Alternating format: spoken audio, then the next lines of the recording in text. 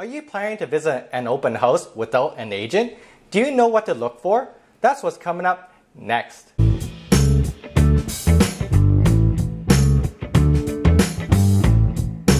Hi, this is Alex from Royal Pacific Realty in Vancouver, and this is Canadian Content. If you're new here, hello and welcome. I talk about everything real estate in the Vancouver area with new videos every Tuesday and Friday. Hit that subscribe button and that little bell because being a smart, savvy consumer is a good idea. Every weekend at open houses, I see buyers without their agents.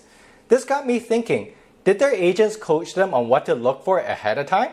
In this video, I'll share with you 8 tips to successfully view open houses yourself. Number 1, the space. Is the space adequate for your needs? What about the backyard? Is it big enough? Clever home staging can make you overlook many things, such as does a home have a formal dining area? This is especially true in condos or small homes when they use small tables to represent dining areas or remove the dining area altogether to make the living room look larger and more comfortable. I also recommend bringing a measuring tape with you as measurements are always approximate in real estate. Number 2, any upgrades? Ask the agent for a list of upgrades to the home. Then walk around the home and check out the condition of the home and anything that may have been missed.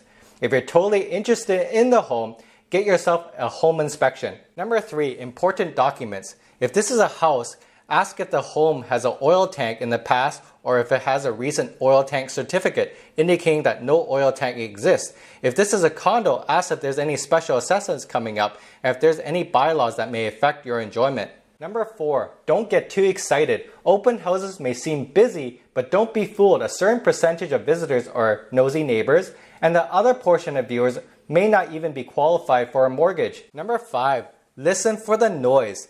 Is there soft music playing in the background? This could be hiding the fact that the street may be noisy or there is noisy neighbors. Always check for noise even after the open house. Number 6, check the amenities. Walk around the neighborhood to check the proximity to schools, transit, shopping, and community centers. If this is a condo, double check the condition of the gym, party room, parking, and locker, if any. Number 7, take good notes. If you're visiting many open houses, make sure you take detailed notes. If the agent allows it, feel free to take photos of any defects or problems you come across. Number 8, if you like the property, contact your agent, as a listing agent works for the seller and your agent will work for your best interest as a buyer.